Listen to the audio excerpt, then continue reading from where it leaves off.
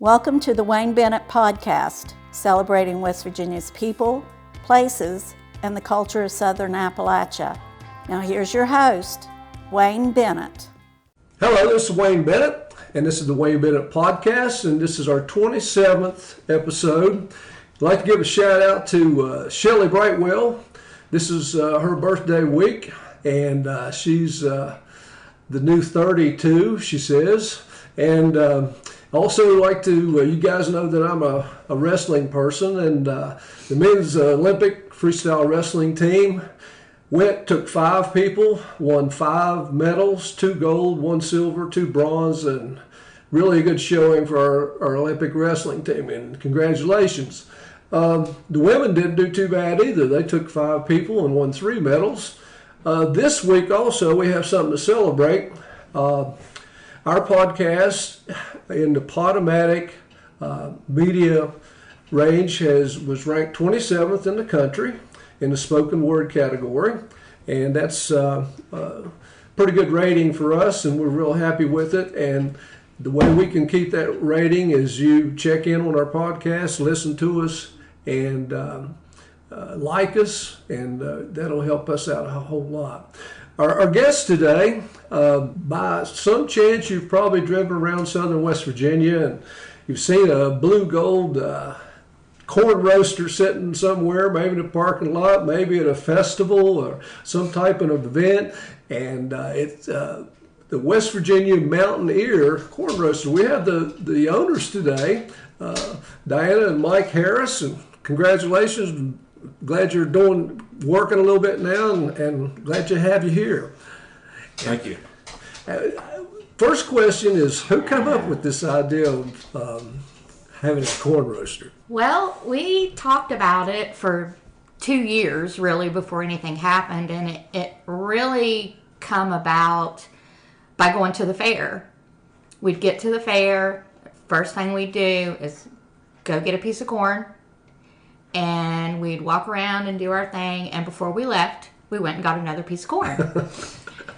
And we just started talking about how fun it seemed like it would be, you know, to be a vendor, and started looking in. So we really talked about it for 2 years before we said, let's just do it. Yeah, I know when Diana and I would go up there, Shady Spring High School had of course they did it on an open pit and that kind of stuff, and we always made sure we got an ear of corn, and I think, I mean, their business was great. They just got to a point they couldn't get enough workers. You know, the kids had other activities, and it was a tough 10 or 12 days, or how many days it was open, and that's one of the reasons why they had to get out of it. But I think somebody else has something going on a little bit now. But so you came up with the idea. How do you get started? I mean, how did you know what you had to get? You do lots of research. We searched online, talked to people. I actually come across a website that had an actual booklet that you could download, and it was so helpful, telling you start to finish what you need, because there's a lot in the background as far as insurances and permits, lots of things that you wouldn't think about. You think, I'm going to get a roaster, throw some corn in it, and sell it. It's not really that simple. Yeah, you do have to. First of all, you have to get a business license, then health permits, and don't you have to get one in every county? Every county in West Virginia. And then what is that? How do you do that? You go to the health department, and it's like $100 a county if you're going to be there more than once. I see. Now, do they come out and inspect your equipment and everything? Yeah, they come out and inspect your setup and how you're cooking your food and everything. Now, do they do that every year? Every year. Every year they check it out. Now, Virginia, you pay one fee, $40, and it covers the whole state all year. Wow. And here it's $100 a county. Wow. And then, of course, you got other things that come up, maintenance. And now, where did you get your roaster? Where did that come from? It come out of Texas. Come out of Texas. And how did they get it here? I sent a guy after. I really got lucky. He said, Mike, I need to get out of town. I said, you want to go to Texas? He said, heck yeah. I said, what are you going to charge? He said, buy my gas. Wow. And he pulled a trailer to Texas and loaded it on a trailer and come back. It's almost to Dallas and was back in like 2 days. Wow. Now, is that custom made, or was that just a general type, standard type of? It's custom. You add on what you want. You know, you sinks and water and everything. It's got a 3-base sink and instant hot water and whole 9 yards on it. Well, another thing about the corn, you don't have a lot of competition around at least in southern West Virginia. I mean, because it is kind of expensive to get into and those kind of things, and people are more apt to sell Italian ice or something than they would get in the corn business. So that's a good thing for an entrepreneur. How many ears of corn will this roaster you have cook at a time?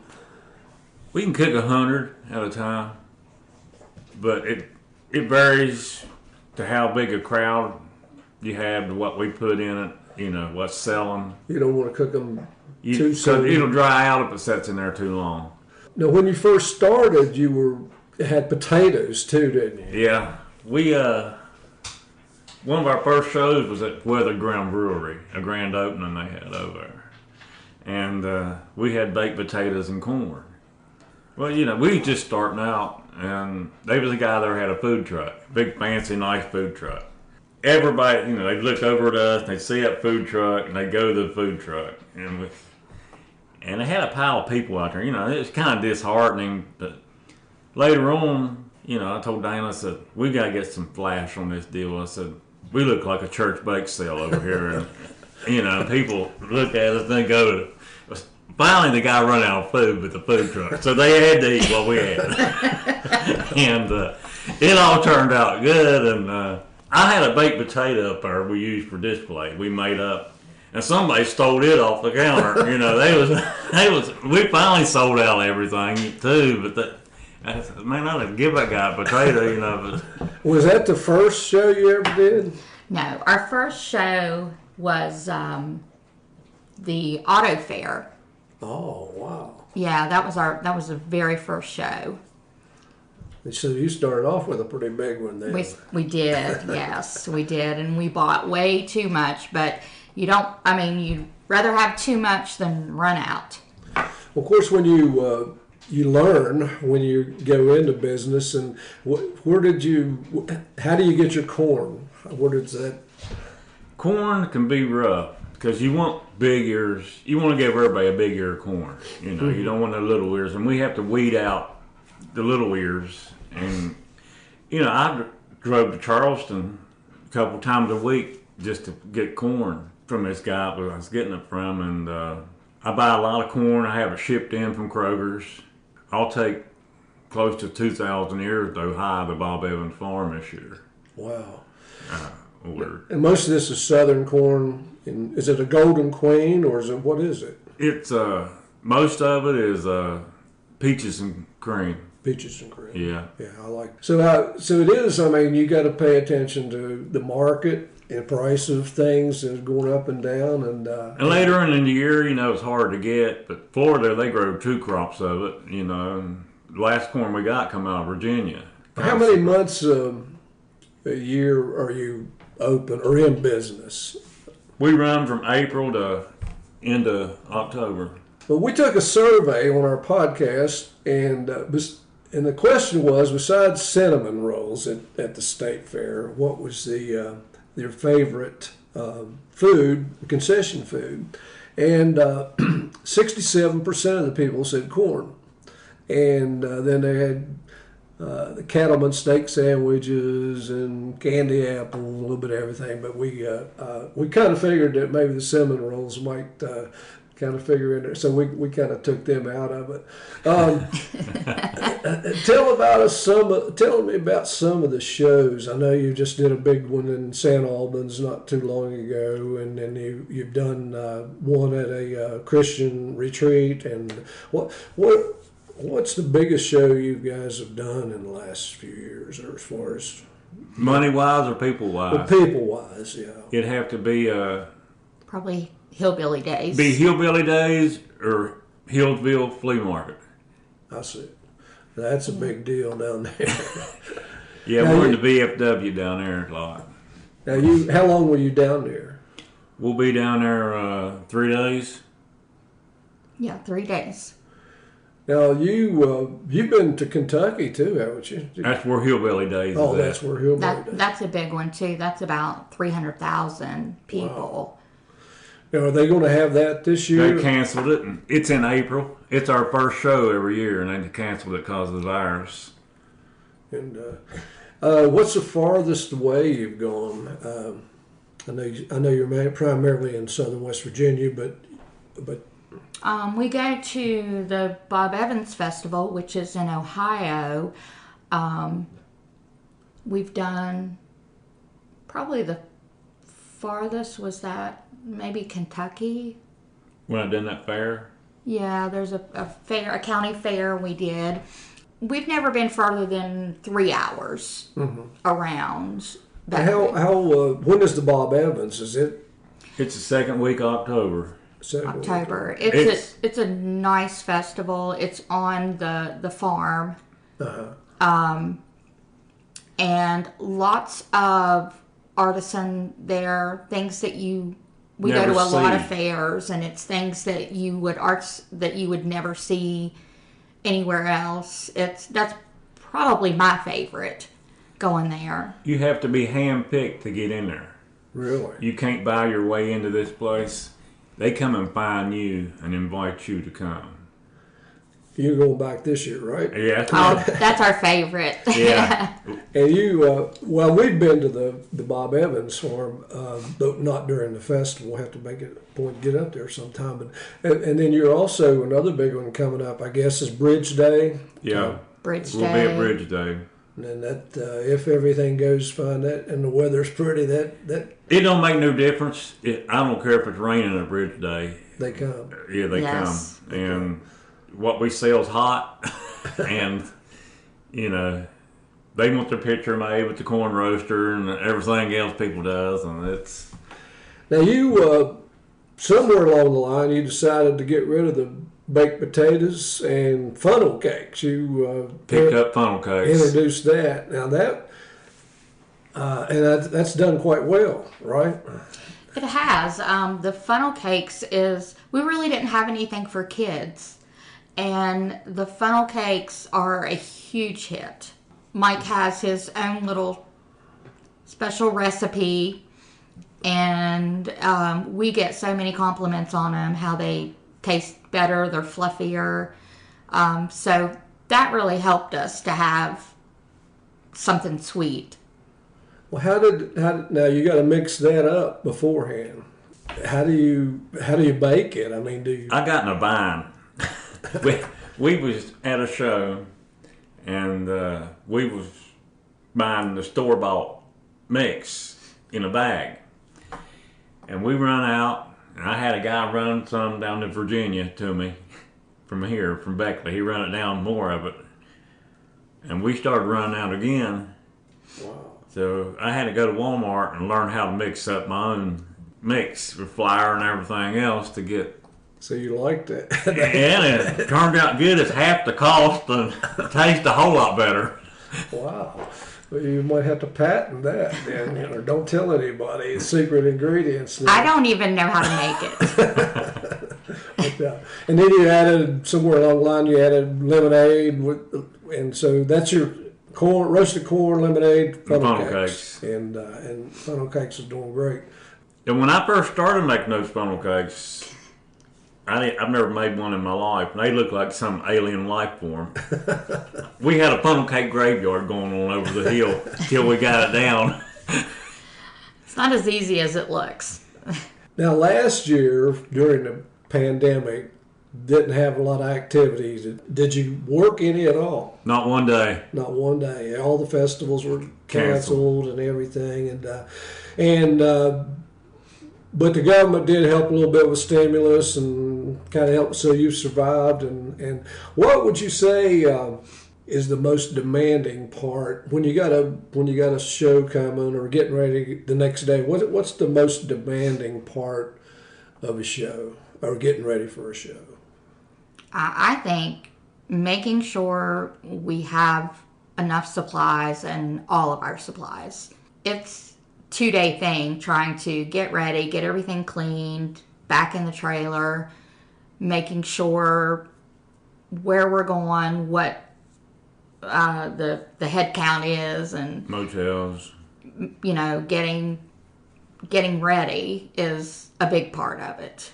And even though some of the festivals like Bridge Day may not be affected by weather, some of them are. Oh, yeah. And so you can really miss out. It'll make you or break you most of the time. Yeah. And so you're playing havoc with the weather also. What is the most enjoyable part of the job besides making some money? What do you like about the... I like the people. We've met so many nice people, and year after year they come back, and everywhere we go, we're at the same corner, we're at the same setup, the same spot, and they come back year after year. So I really enjoy the people and having fun, because you're at a festival, everybody's happy. Mm-hmm. And I'm sure you see a lot of different kind of people. Lots of people. Lots of We've different met some people. characters. But they're all fun. I mean, it's just fun. It really is. It's very, very hard work, but it is fun. There's a lot of satisfaction to it, too. Well, I know another thing you've mentioned to me before, especially when it's hot, it's 90 degrees and you're standing beside a roaster, This one here fell out on me. Really? Yeah, at one event, it was hot. It was 90.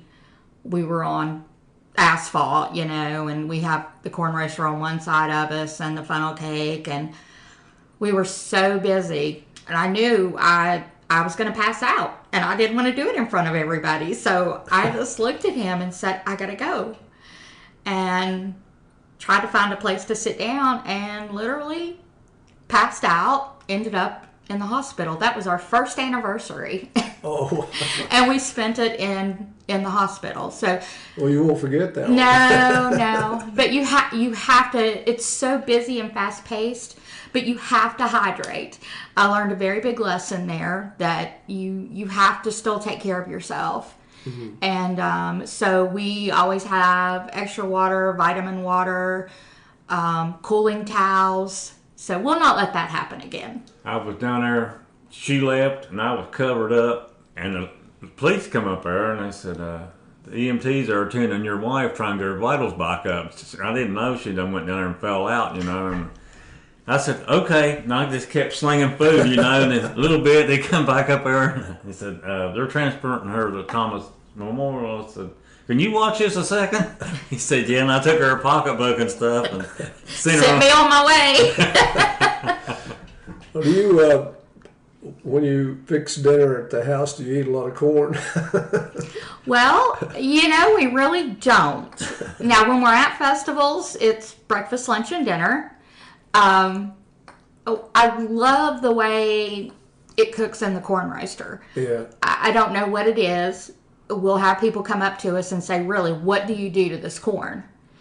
And we literally do nothing to it. We take it out of the bushel it's in and put it in the roaster. It just is so plump, and the potatoes were the same way. So it just does something different to them. Mm-hmm. Well, where do you see, or where would you like to see your business 5 years from now? You want to maintain the status quo, keep it the same, or you want to grow, you want to get out of it, or you get rich and get out, or where do you actually see it? We talk about that. Sometimes we see selling it, at where we're at now, and becoming beach bums. And then sometimes we talk about we can't wait till our grandchildren get older so we can take them and show them, and maybe it's something they would like. So it could go either way. You ever think about getting another roaster or all the time? On? All the time. We have a couple of ladies that work with us who are, when we go to the bigger festivals, and they are... You can name them if you want to. One is Tabitha and one is Pam, and great friends of ours. They are workers. I mean, hard workers. And the four of us, we all know what to do, and it just is a well-oiled machine. Good goodness. And sometimes we think maybe, because there's a lot of times that we could be at two festivals at one time, and we have to pick where we're going to go. So a lot of times we think, well, if we had another roaster, we could send them to one, and, so... For example, a fair we go to fell on the same day as another event we go to. We had to get... And they're both big. They're both fun. They're both... We love going to them. And we had to pick this year which one we're going to do. And that was very difficult. Yeah, I could see that. Well, you mentioned Beach Bum. I was going to ask you what's on their personal bucket list. What do you... Our personal bucket list is definitely the beach. We've thought maybe becoming snowbirds and going to the beach in the winter and hauling the roaster with us, because like in Florida there's events all year long, so we could do events through the winter. We're April through October here. Mm-hmm. So our thoughts are all over the place. There's so many directions we could go. We haven't decided yet. Well, it's you got a plan. You get some type of plan. We do. It's a chaotic plan, but we'll pick one of them. Well, if somebody's going to have a wedding or a party or something, how do they reach you? How do they get a hold of West Virginia Mountain Ears? We have a Facebook, and on the Facebook, it's WV Mountain Ears, EARS, vendors. You have to put vendors at the end of it, or you're going to get an earring company. I see. And our email address is wvfoodsales, SALES, @gmail.com. And, you mentioned the earring company. Mm-hmm. There is another Wayne Bennett podcast, and this guy is a rugby coach in Ireland. Oh, wow. And he gets some of ours, and we get some of his. People will email me and ask me questions about rugby, and I had never seen a rugby match in my life. But he is pretty good, and so that's a good thing. But listen, guys, we're glad you could come by and see us, and sitting here at the kitchen table. And for those people out there, you can check us out on Google, Podomatic, Facebook, Spotify. We're on all of them now. We're getting a little bit bigger as we go, and if you want to be on, contact us on Facebook or see me at awbennett50@gmail.com, and we will definitely get in touch, get back with you. Everybody has a story, and remember, if you're not dead yet, you're not done yet. Until next time, this is Wayne Bennett, and God bless you.